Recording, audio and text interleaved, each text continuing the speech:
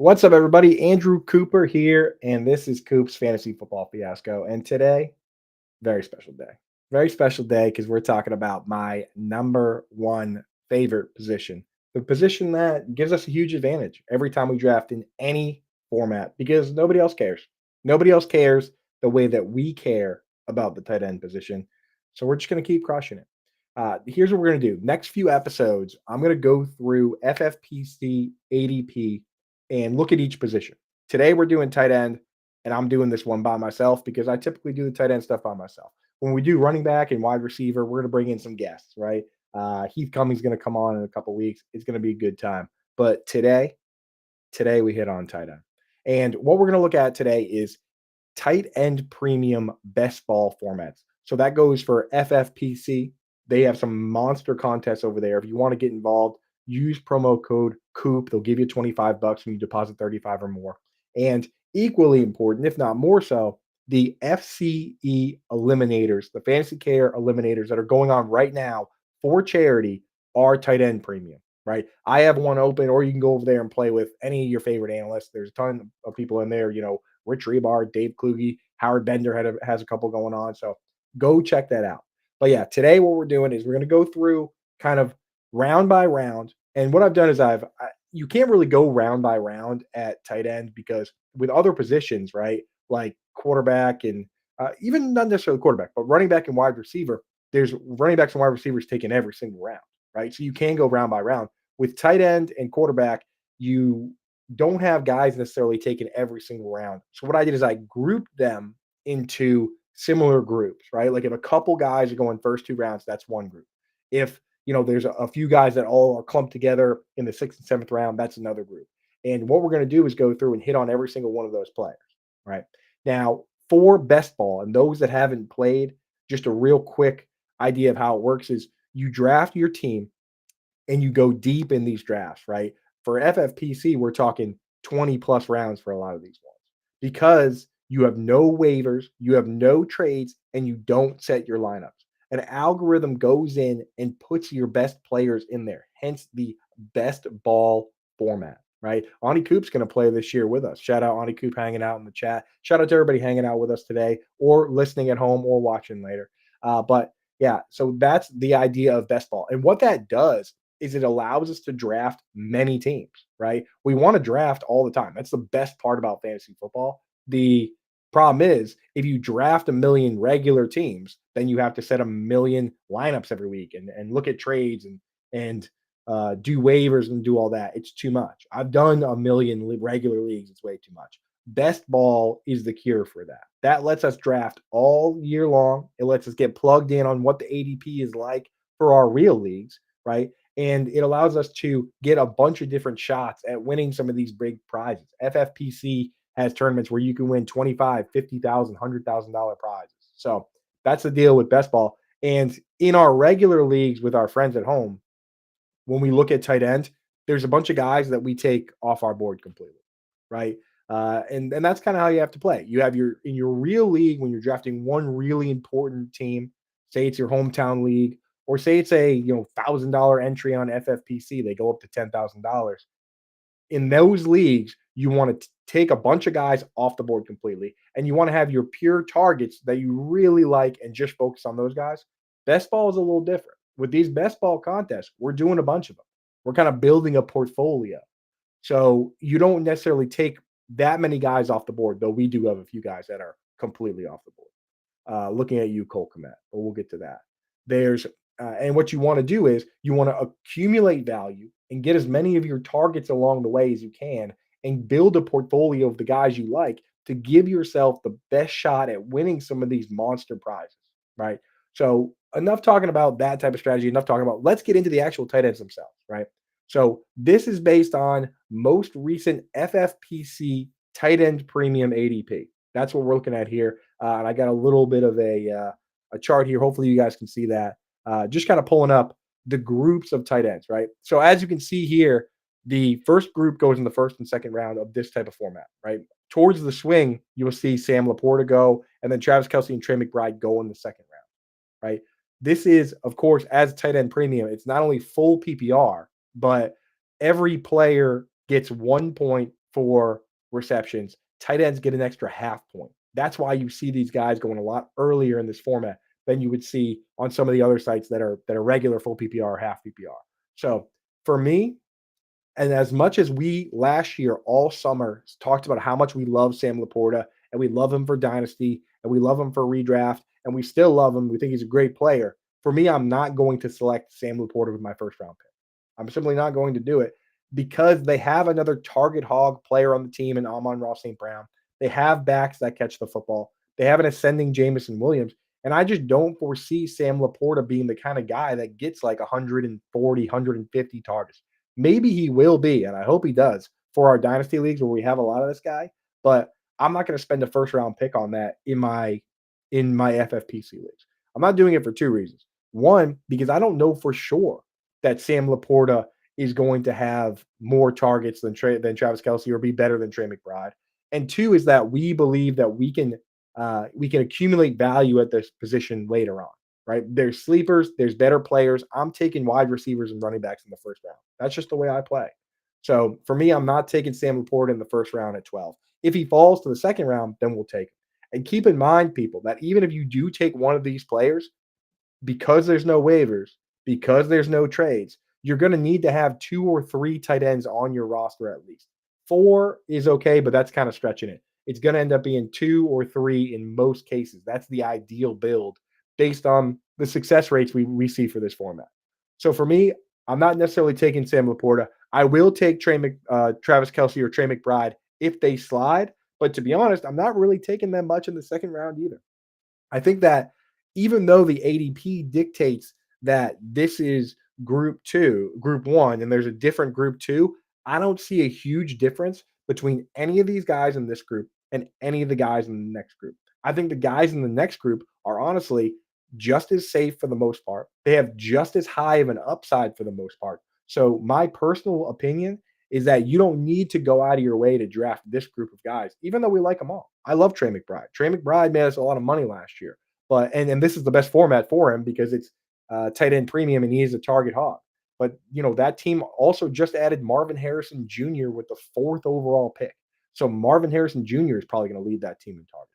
Trey McBride had double the targets on that team of any other player last year, but it's not last year. They have new players now. It's a new year, so you can't just pencil him in to be a guy that gets the second most targets in the league at tight end, which is what he was over the last 8 weeks, along with Evan Ingram. Again, my opinion on these three guys is if they fall a little bit, then draft them. But I'm not taking them above ADP, and I'm not necessarily taking them at ADP either.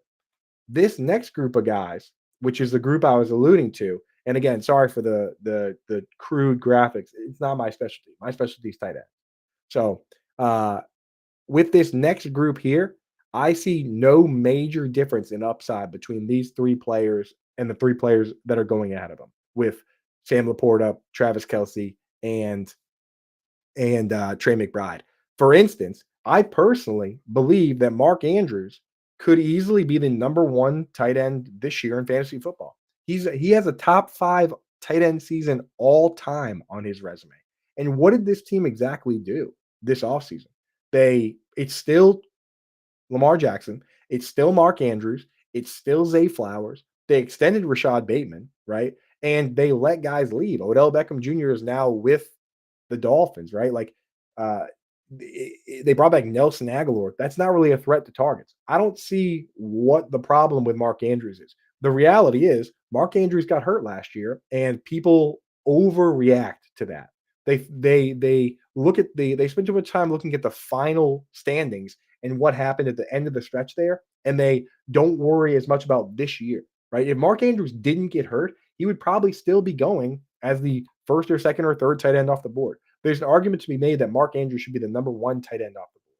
So, and I love Dalton Kincaid. You guys know that. And now with Stephon Diggs gone, that's a guy that was getting 150 targets a year, right? 4 years in a row, 150 targets, was leading this team in not only he was not only leading the team in targets, but leading the team in first downs as well.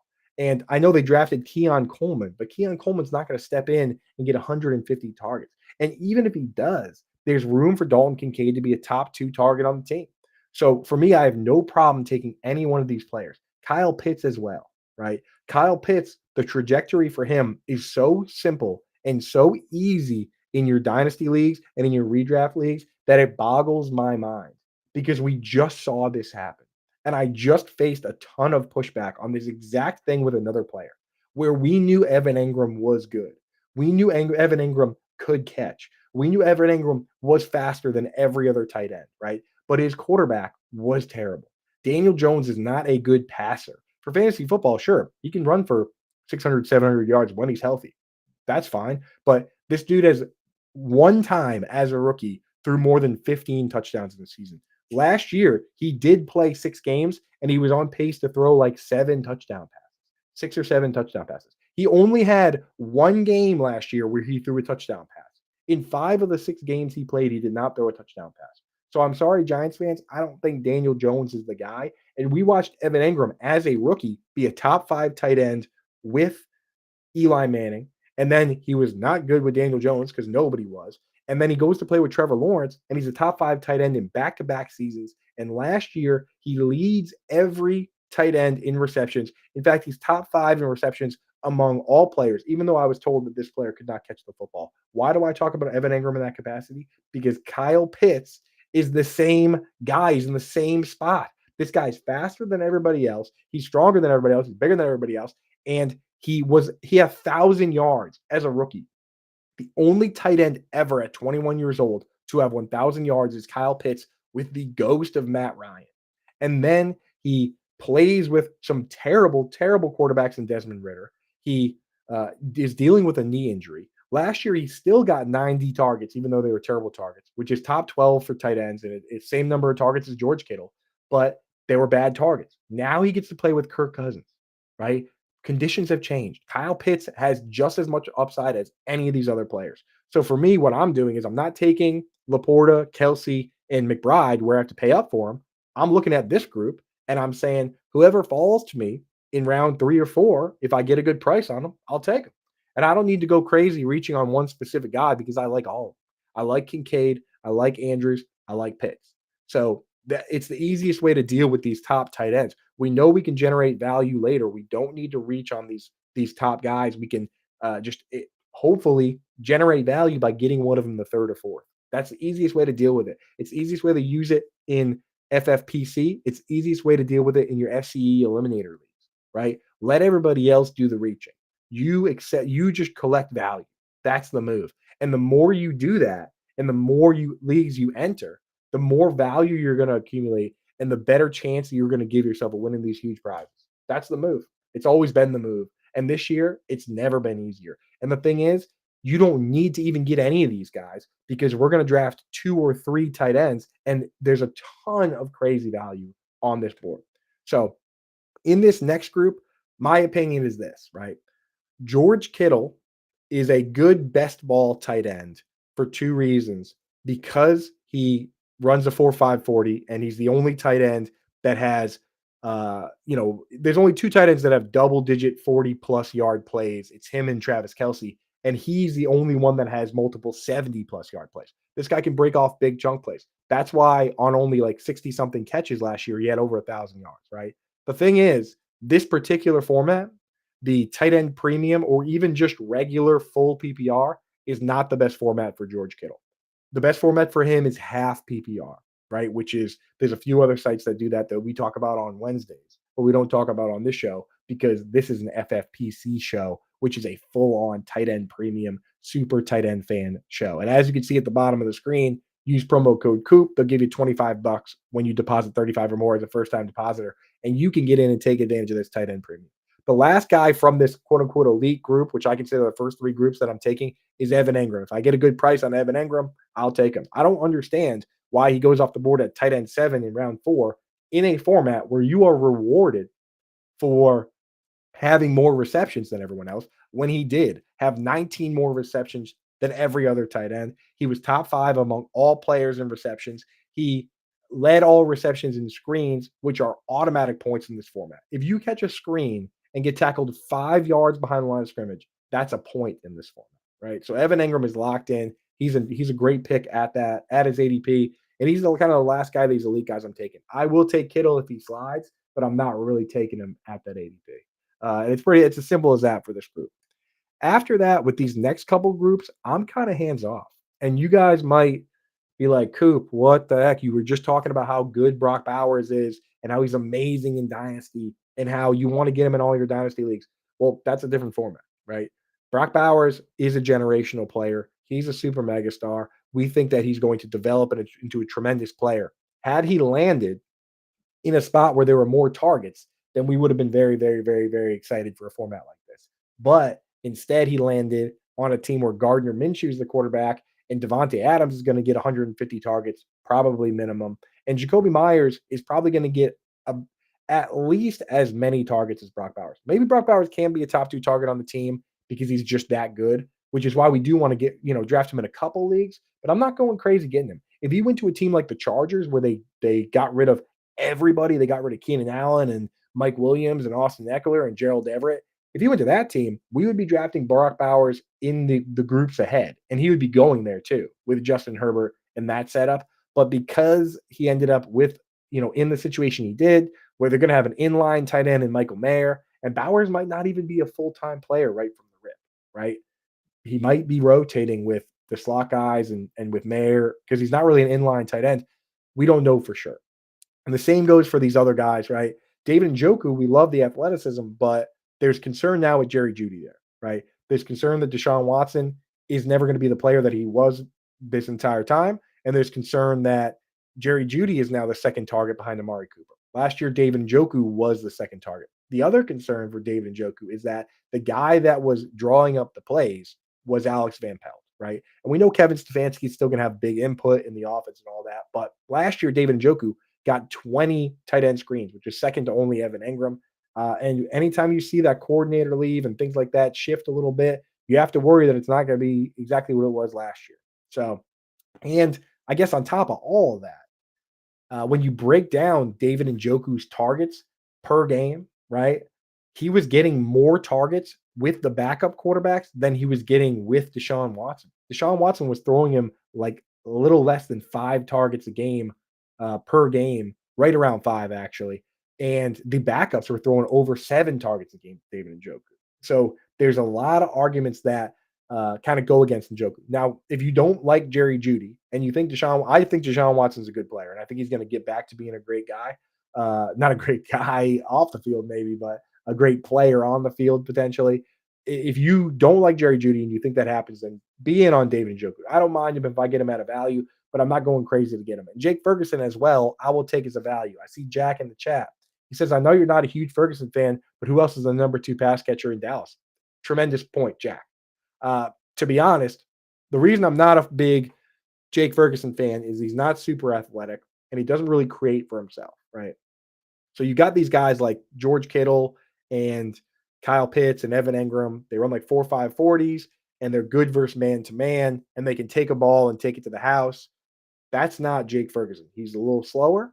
He really he does his best work versus zone when they kind of forget about him, and that's what he really does best. Is the defense is too preoccupied with guys like CeeDee Lamb, and he just kind of sneaks out and catches play action or things like that, which is fine. But you look at guys like Kyle Pitts and George Kittle; these players on 60 or so targets, 65 or so targets, sorry, 65 or so receptions, have had years with over 1,000 yards. Right? Kyle Pitts in his rookie year had like 60 something receptions and he had 1,026 yards. Last year, George Kittle had 60 something receptions. He had over 1,000 yards. Jake Ferguson last year had over 70 receptions and he had what, 760 yards? He's just not a guy that's going to go above and beyond and do special things, to be honest. But all that aside, you make a great point, Jack. The Cowboys, your Cowboys, went out and did absolutely nothing in terms of weapons this offseason. They let Tony Pollard leave. They released Michael Gallup. They didn't draft a wide receiver. They didn't draft a running back. They let Tyron Smith leave. They let Tyler Biotish leave. The offense it's you can't really predict it to be as good as it was last year. But Jake Ferguson is still kind of in the second chair there, right? So he's a fine pick. I don't mind him at ADP where he's going. And again, that's all these guys here. Like if you get a good value on him, take him. But I'm not going to reach for Jake Ferguson. Why would I do that? I don't believe that he's the kind of guy that can go out and have a truly legendary season. You know what I mean? Like he's not going to come out of nowhere like Darren Waller or Mark Andrews did and have 1,200 yards. That's just not his ability. Unless somehow this offseason he went out and got faster, which is quite impossible in the you can't teach speed, then I just don't foresee him being a super high upside player. And I think there are higher upside players later. So that's the thing with these guys. I'm not taking any of these guys off my board completely. If they fall drastically in the draft, I will take them. But somebody always takes them. That's why they have this ADP. Somebody always just reaches for these players, Cowboys fans or whatever. So I don't end up with a lot of these guys, and that's fine. This next group here is where you're going to see two guys, one of which I really like, one of which I'm not super high on. Dallas Goedert is okay in this format. Normally, we're completely off Goddard, but his best format is uh, it is the PPR and tight end premium because Nick Sirianni really does like tight end screens. He does. He's one of the guys that likes them. Those are free points for Dallas Goddard. The problem for Goddard is that he you would think at his size he would be a big red zone threat, and he's really not. It's crazy. Over the last like 4 years, he only has like 8 or 9 end zone targets. To put that in perspective, Donald Parham had 8 end zone targets last year. They just don't dial up plays for him in the end zone, really. It's very strange. But it does make a lot of sense when you think about it. They have Devonta Smith and AJ Brown, and they have the best sneak quarterback in the league. That's where you get a lot of these plays where it's really tight quarters, so these big guys win, or they run play action and sneak the tight end out. That's not what the Eagles do. They just run QB sneak over and over and over until they score. And now they have Saquon Barkley to score in that area too. So I don't really love Dallas Goddard for that spot. A guy I'm taking a lot of is Pat Freiermuth. I'm taking him way more than the group before this, right? So I would straight up rather have Pat Freiermuth than a few of these guys here from the last group. Njoku and Ferguson. I see a path for him to be a top 2 target on the team. And the reality with Russell Wilson is that so people on my timeline will pop in and say, "Oh, Russell Wilson doesn't throw to the tight end." Right? That's what they say. That they say that he picks and chooses the player and just doesn't seem to like the people that play tight end, which is not true. The reality is that Russell Wilson throws to the plays that are called for him, right? The plays that are drawn up. And the offensive coordinator draws up the plays for the guys that are best at catching the football, right? This is a concept that I think it's difficult to understand if you didn't play football. And I hate the people that say, "Oh, but I played football, so I know more than you," blah, blah. That's a dumb approach. But it's hard to envision how the plays are drawn up. I think in our mind we picture we picture backyard football where the quarterback takes the snap and he runs around all over the place and he finds his best friend and he throws him the ball and everybody's just scrambling around. And that's not how it works, right? That is how it works sometimes when the play breaks down. But the reality is that these plays are drawn up with specific reads, right? Where there's a guy running a short route, a guy running an intermediate route, a guy running a deep route. You look at the first read first and see if it's open. If it's not, you progress to the next read, then to the third read. The plays are specifically drawn up in a way to beat the type of defenses and get the ball to the best players on the team, typically within the first couple of reads there, right? So when you have Tyler Lockett and DK Metcalf, those plays are going to be drawn up for those players, right? They're not going to be drawn up for Will Disley, right? So that's why with Russell Wilson, both with the Broncos and Seahawks, who do you think he's going to throw the ball to? Do you think that the plays are going to be drawn up for Adam Trotman? Or do you think the plays are going to be drawn up for Jerry Judy and Cortland Sutton, right? The last time he did have a good tight end was Jimmy Graham coming off a torn patellar tendon, which is a death sentence injury in this league for most players. Victor Cruz and Gerard Mayo and Cadillac Williams and David Boston never came back from that injury. Jimmy Graham came back from that injury to play for the Seahawks. And in that season, he got 10 touchdowns and 90 targets from Russell Wilson. And Russell Wilson threw the ball the majority of his passes over the middle of the field. In fact, every single season for the last 10 seasons, he's thrown more passes and more yards over the middle of the field than anywhere else on the field. This whole idea that Russell Wilson doesn't throw over the field and doesn't throw the tight end is complete and utter nonsense. And I just want to make sure you know that. And if somebody says that, on one of their shows or whatever, you don't have to jump down their throat or kill them over it because it is a popular myth. but it is exactly that. It is a myth and it is completely wrong. So I just want to make sure everybody knows that when Russell Wilson goes out this year and the best players on the team are George Pickens and Pat Fryermuth and a rookie Roman Wilson, don't be surprised when Pat Fryermuth catches a ton of passes from Russell Wilson and scores a ton of points and ends up being one of the best values off the board at pick 91. End of rant on Pat Fryermuth. All right, let's move on to the next group. For those just joining us, Pat Fryermuth is a good pick at ADP. Next group here, we have group 6. And this is where we've got some decisions to be made, right? I don't personally like drafting any of these guys. And I'll tell you right now, the first guy in this group the first guy on this show that is completely 100% off my board that I will not be drafting any of is Cole Kmet.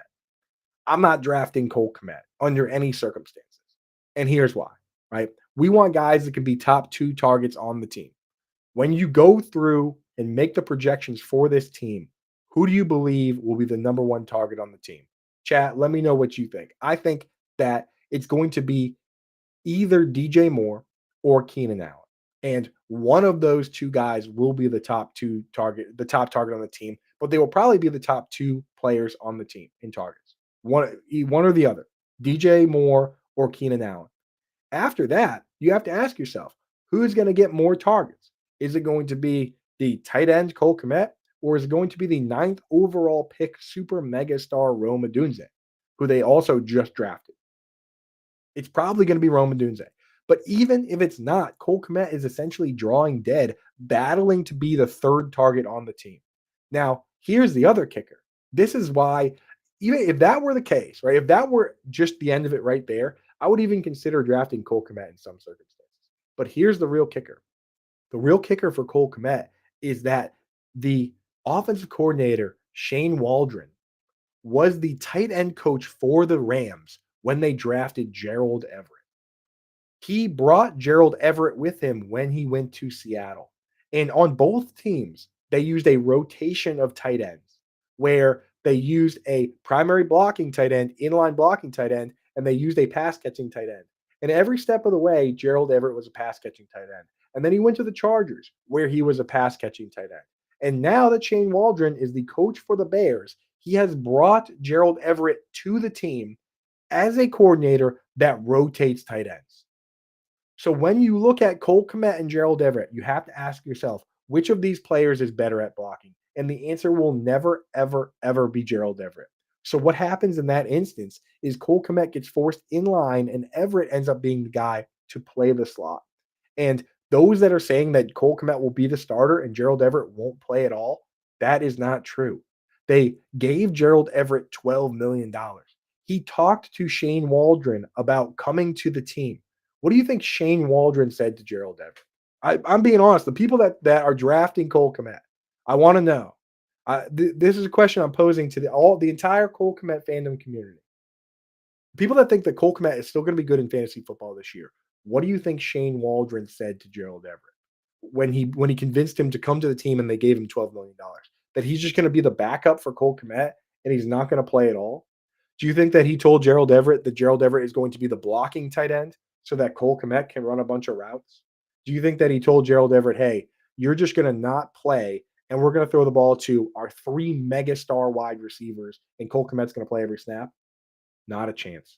The way it went down is Shane Waldron said, we're going to use the rotation that we used with the Rams and with the Seahawks. And you're going to be the pass catching tight end. And this guy, Cole Kmet, that I don't know, right? That what I wasn't here when they got him, but I know he's a good blocker. He's going to do the blocking, and we're going to have 3 wide receivers and you to catch a lot of the footballs. And I wouldn't be surprised if Gerald Everett outright outscores Cole Kmet this year, which means not in a million years under any circumstances would I ever draft Cole Kmet in round 10, or would I ever draft him at all. So Cole Kmet is basically the one guy that's completely off my board.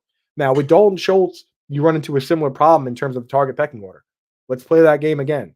Who's going to lead the team in targets? We don't know, but it's not going to be Dalton Schultz, right? It's probably going to be one of Nico Collins or Stephon Diggs or Tank Dell. And if I'm Bobby Slowick, then that's the order of which I'm throwing these guys the ball. And it doesn't have to be in that order. It just has to be those 3 guys over Dalton Schultz.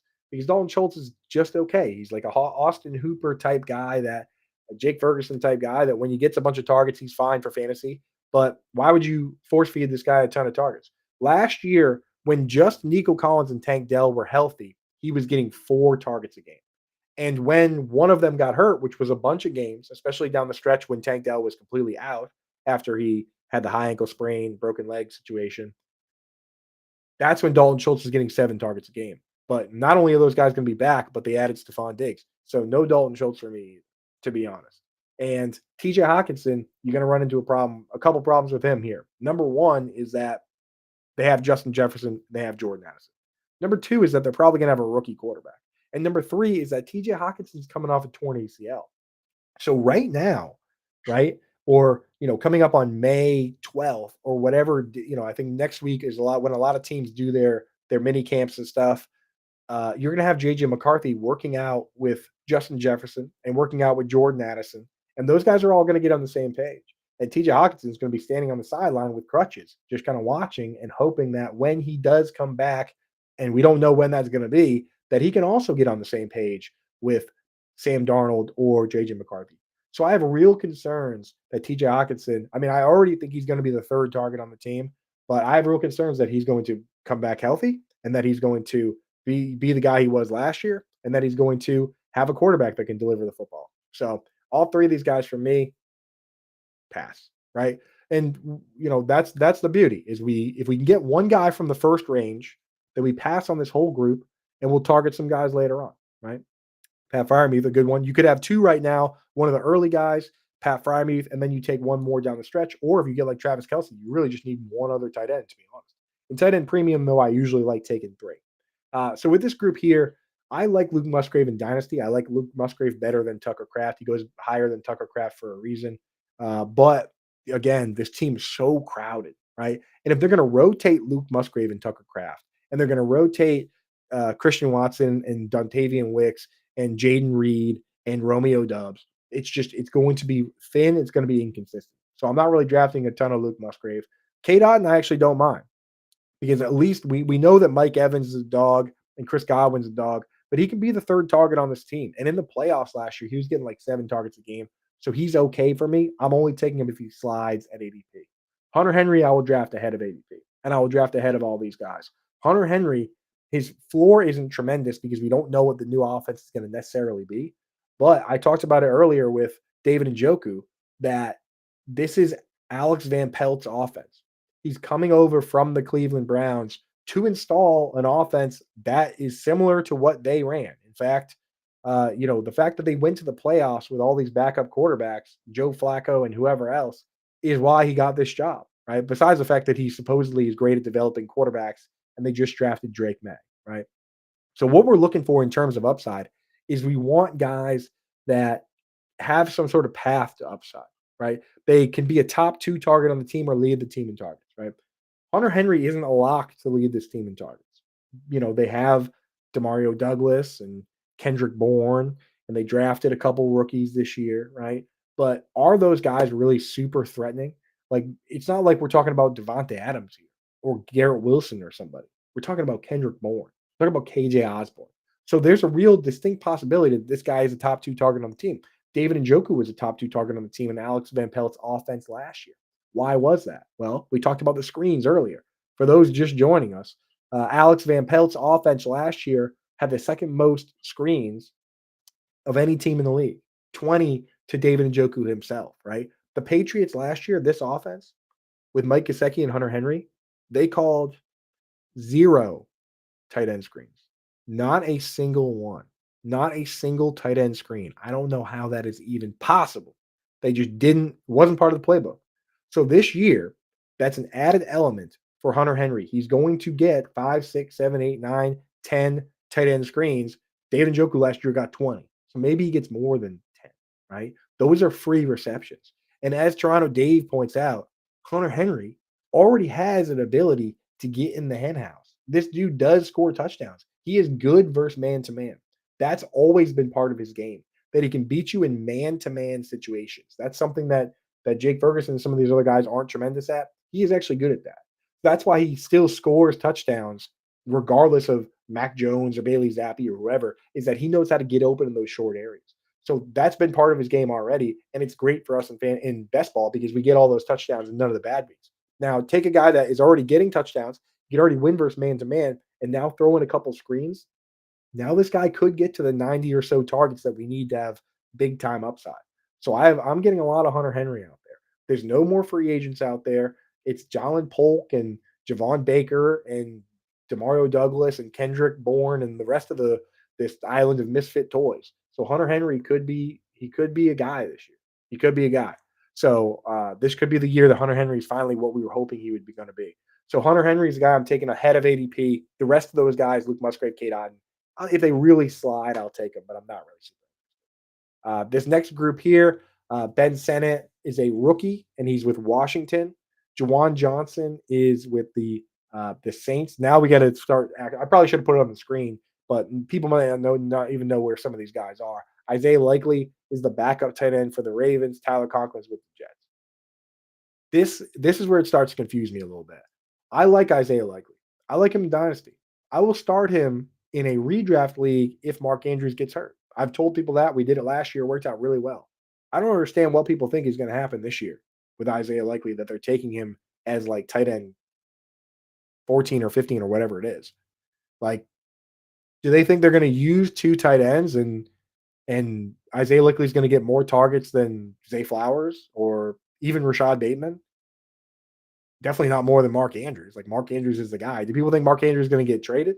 Right? I just don't understand the Isaiah Likely pick in this format, this spot. Doesn't really make a whole lot of sense. It's people chasing injuries from last year. Just doesn't that makes no sense to me. I'm not taking Isaiah Likely there. If Mark Andrews gets hurt, then congratulations. But I don't even think Isaiah Likely he wasn't so crazy good that you go out and handcuff Mark Andrews like that. It's just, if Mark Andrews gets hurt, you add him in off waivers in a league. But in a league like this, where there's no waivers, there's no nothing, you don't draft Isaiah Likely. That's crazy to me. If somebody has some sort of information from the Ravens and say Isaiah Likely is now going to be a featured part of this offense alongside Mark Andrews and ahead of guys like Bateman or Zay Flowers, I'd love to read it, but I just don't see it happening. So not interested there. Not really interested in Tyler Conklin either.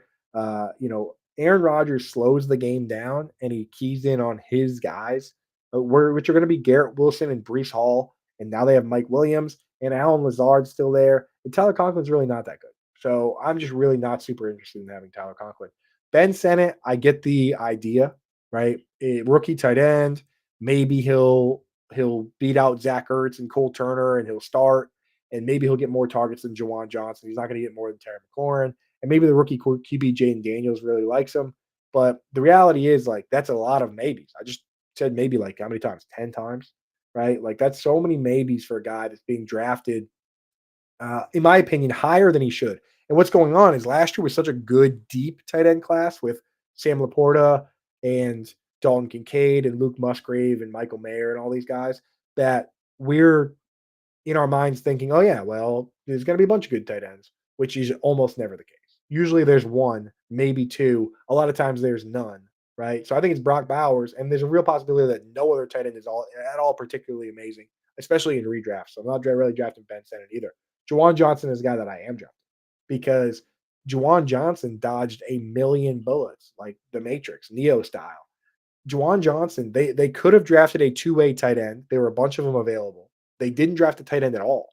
In fact, they went out and picked Darlene Holker up off undrafted free agent waivers, who does the same thing as Jawan Johnson, only worse.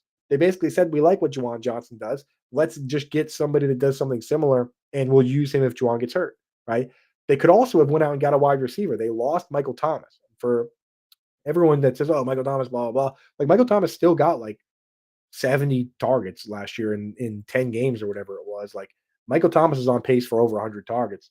And they could have gone out and got a wide receiver to replace Michael Thomas. They didn't do that. So it's going to be Chris Olave and the field stretcher Rashid Shaheed, who we also like taking stabs on, and A.T. Perry, who's a day 3 guy that filled in for Michael Thomas.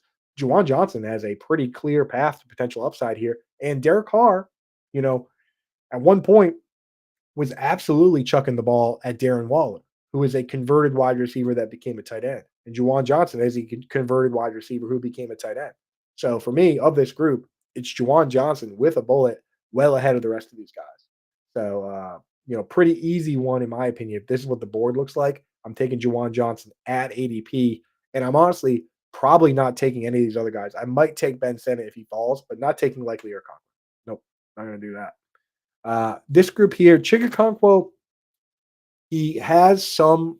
So the fact that he ran a 4.5 40, which is the same as George Kittle, allows him to create big plays when he gets the ball in his hand. And last year, there was a couple plays that were, he had one really bad drop. He had another one where he was overthrown on a wide open flea flicker. Like the plays were there for him, but the problem is they went out and they have DeAndre Hopkins and they added Calvin Ridley and they just added Tyler Boyd. So I really Chig is if he really slides, then maybe. But you can't.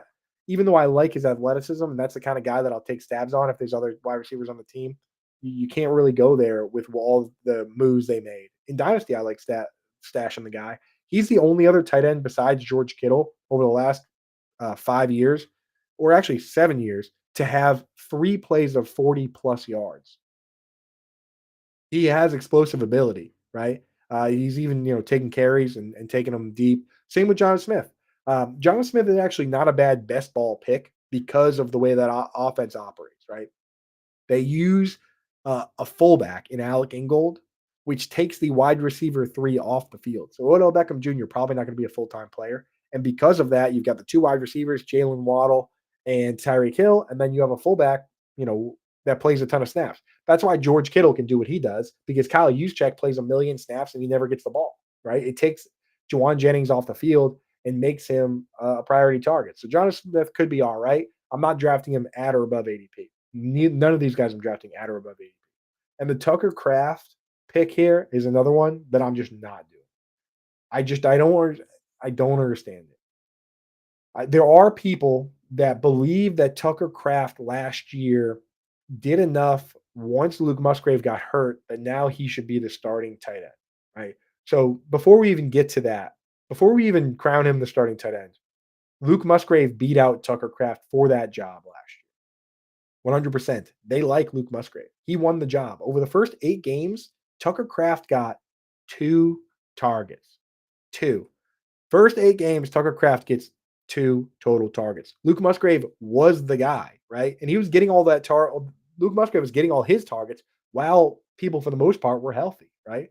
And then Luke Musgrave gets hurt and Tucker Craft goes in there. And not only does Tucker Craft go in to play tight end, but they start seeing injuries to Christian Watson, Dontavian Wicks, Romeo Dubs left the game, coughing up blood. Jaden Reed missed time.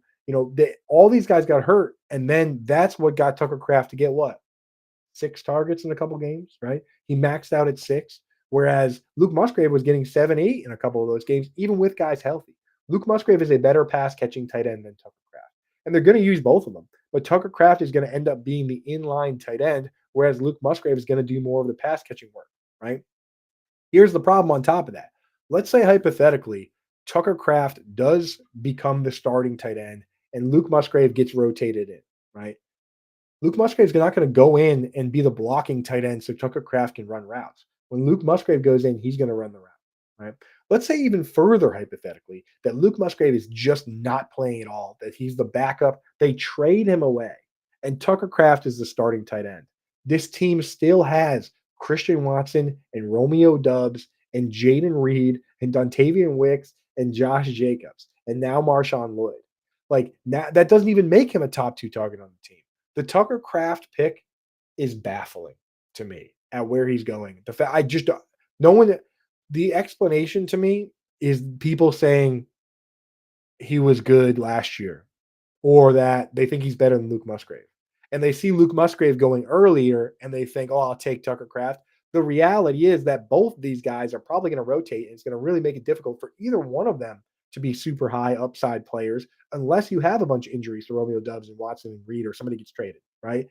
So the reality is don't draft either of them, but definitely don't draft Tucker Craft. What are you doing? Right? He's a backup tight end. Why are we drafting Isaiah Likely and Tucker Craft when there are a bunch of tight ends remaining that have the upside to even be a top 2 target on their team? These guys might not even be the number 1 tight end on their team. and they're not going to be the number one wide receiver on their team. They're not going to be the number one pass catcher on the team.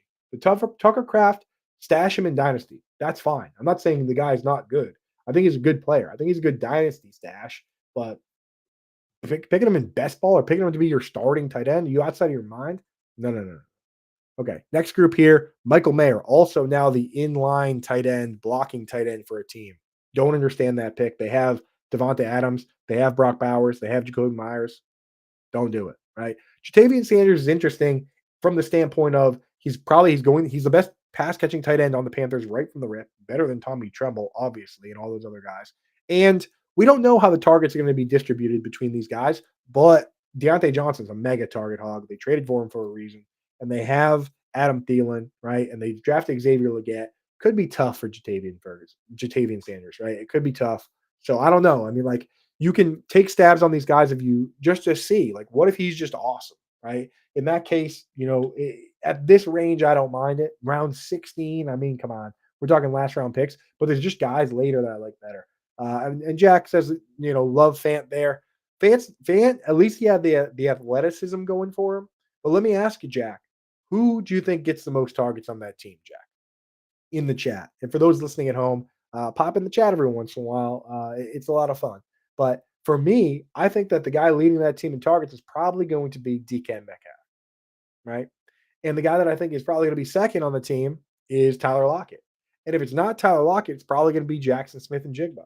Noah Fant, how many injuries away is he from getting the upside that we're looking for? Unless Geno Smith throws the ball like 700 times, right? And they have two good running backs and they're a run first team with Kenneth Walker and Zach Charbonnet.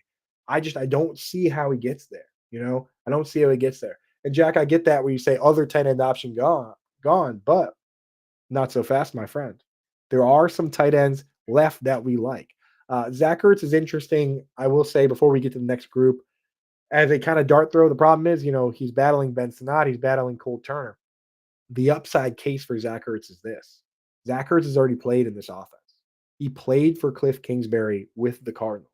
With Cliff Kingsbury, he was getting 6.5 targets a game, which is all you need in this world to have upside.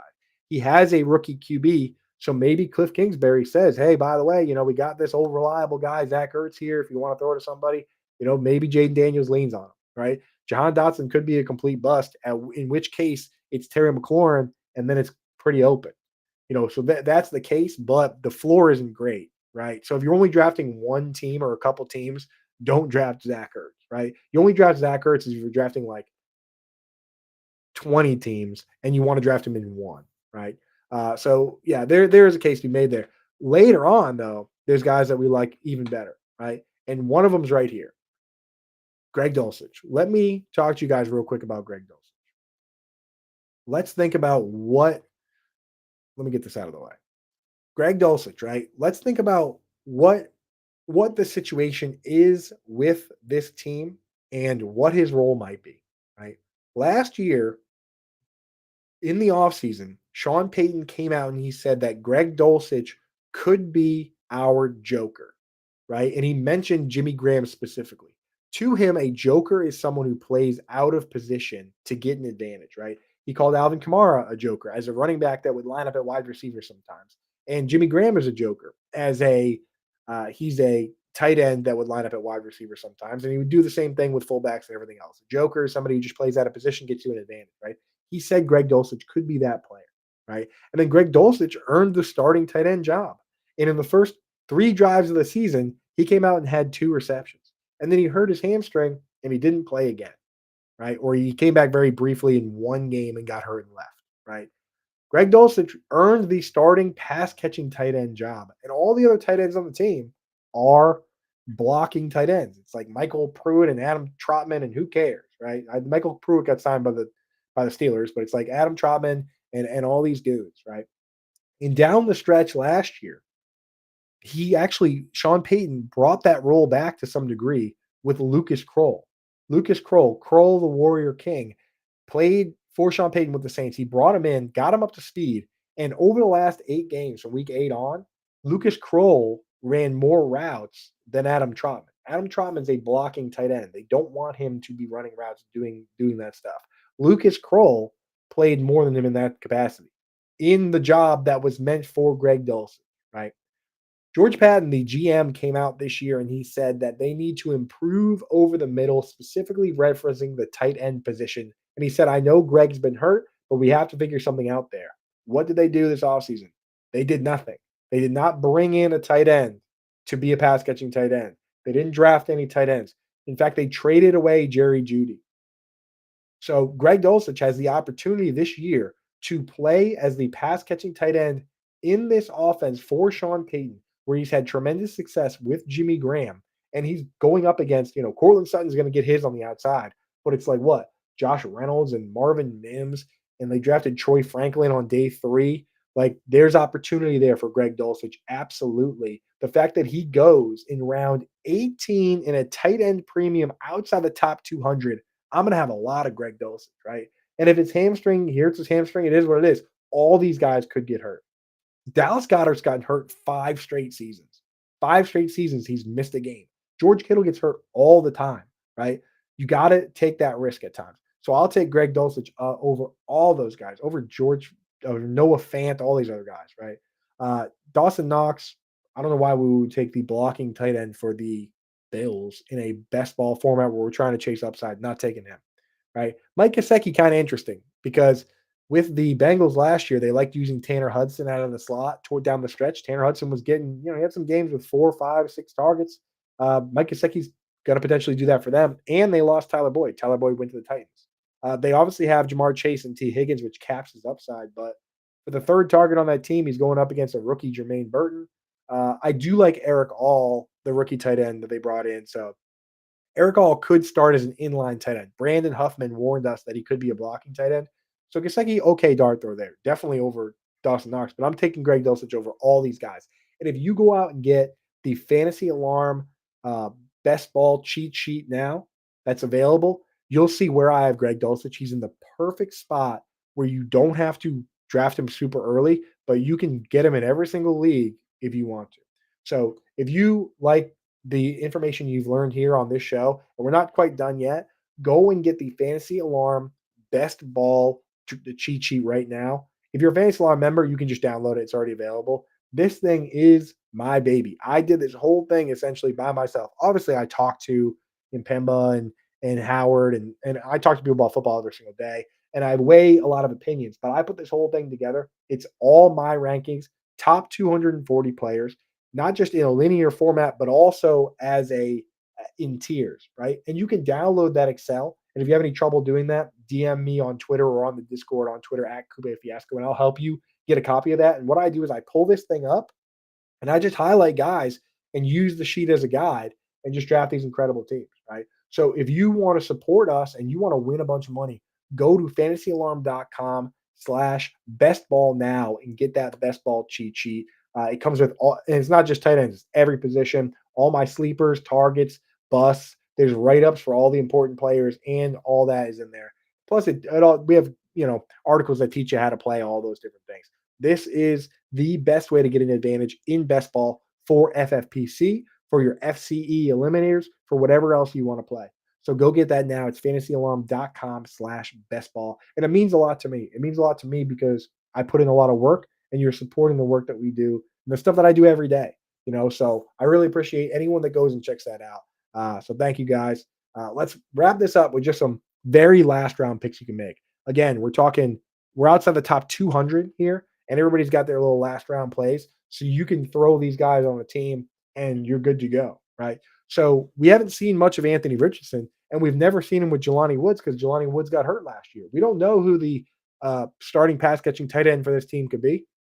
Could be Jelani Woods, could be Kylen Granson, could be Will Mallory. The difference was Will Mallory and Kylen Granson played last year, and it wasn't spectacular. So it could be a world where Jelani Woods just gets healthy and he's the guy and he's the dog, and it's worth it. So I'm in on Jelani Woods. I'm in on Darren Waller. We're going to get a couple picks of him now. And I know you say, oh, he's going to retire. He may retire. Well, he hasn't retired yet, right? He's going off the board at like tight end 30 something, right? Pick 200 going undrafted in these 20-round drafts, right? If you take a couple picks of Darren Waller now and he retires, well, you still have a bunch of other teams. But if he doesn't retire, now he's not going to be drafted at tight end 30. Last year, he got hurt and missed like half the season. He was tight end 17 in targets. He had 74 targets last year in like 10 games. And in one of those games, he got hurt after like a quarter. I mean, he got hurt in the first quarter. So Darren Waller could easily go out if he doesn't retire and be really good, right? And if he does retire, well, Theo Johnson is the next guy up. They just drafted him this year. Hayden Hurst, again, these the crazy thing about this is we've talked about multiple backup tight ends on teams that have good wide receivers that are being drafted. Isaiah Likely and Tucker Kraft and Dawson Knox. These are the first two tight ends for either Los Angeles team that we've brought up. How crazy is that? People are drafting the backup tight end for a bunch of these teams. Tucker Kraft and Michael Mayer, backup or in line, call it what you want. Somebody's going to be the pass catching tight end on the Chargers, whether it's Hayden Hurst or whether it's probably not going to be Will Disley. And to be honest, people love Donald Parham, but he's been doing a lot of blocking in his career. He obviously he's like 6'9", so he catches a couple touchdowns, but I don't know. I don't love those guys. I think Hayden Hurst or Stone Smart. And again, maybe draft one Stone Smart. He's way on the outside looking in, but still, he's got more athleticism than any other guy on the team. He's a better pass catcher, in my opinion, than any of these other guys. So, but Hayden Hurst probably is the best path. And then on the Rams, who's the pass catching tight end for the Rams, right? Davis Allen is a big goon. You know what I mean? He's very slow. So you're not going to get, he's tall, but you're going to get monster like yardage games out of him. Tyler Higbee's coming off a torn ACL and he's old, right? He could come back and be the guy. So maybe you take a little Tyler Higbee, but Colby Parkinson was signed by this team to a decent amount of money to come in and probably be the starting tight end. So maybe you take stabs on those guys. I like Waller. I like Dulcich with my last round picks, but those are the guys there. And that's it, man. That's as deep of a tight end rundown as you're going to get. Sorry, it's like I got to be honest, and I know maybe it comes off as negativity, but we got a lot of positivity for guys like Dulcich and Evan Ingram and all those guys. So if you want to take advantage of this now, two ways to do it. Go to FFPC, myffpc.com. Use promo code Coop. They'll give you $25 when you deposit 35 or more. That's the way to rock and roll. We got the QR code right here on the screen, or the link is in the description. And also get yourself a copy of the Fantasy Alarm Best Ball Guide that's available now. I'm telling you right now, that is the secret cheat code to winning your leagues, to dominating, to winning a bunch of money. And we're going to be doing these all summer on FFPC and a bunch of different sites. So get that going. And as I mentioned earlier, if you get an all pro membership, which is this QR code, you get all the sports: football, baseball, basketball, hockey, MMA, golf, you name it. If there's a sport and you want us to analyze it, we will. We'll do it all. Howard goes on the radio every day with a former GM from the Bengals, from Cincinnati Reds, and talks baseball. We got baseball, we have basketball, we have everything. If you get the All Pro membership, you get all these guys. You get everything. You get in the Discord to hang out with us. You get the cheat sheets. You get everything. You can't miss if you just go All Pro. That's the way to roll. And right now it's 40% off for the year. And honestly, the best ball cheat sheet, the 1 month membership isn't that much more. You should probably just get the 1 month membership if you want the cheat sheet and just see what it's like for a month. And you can cancel if you want, or you can be a Fantasy Alarm member and part of the family for life, like a lot of people are, and hang out in the Discord and talk ball with us every day. So that's it for me. Thank you everybody for hanging out. Do me one last big favor. Mother's Day. Do not forget Mother's Day. All right. Any mothers out there, whether they're friends of ours on Twitter, your own mother, your wife, your neighbor, do something nice for somebody. It's Mother's Day. Okay. Thank you guys. Have a good week.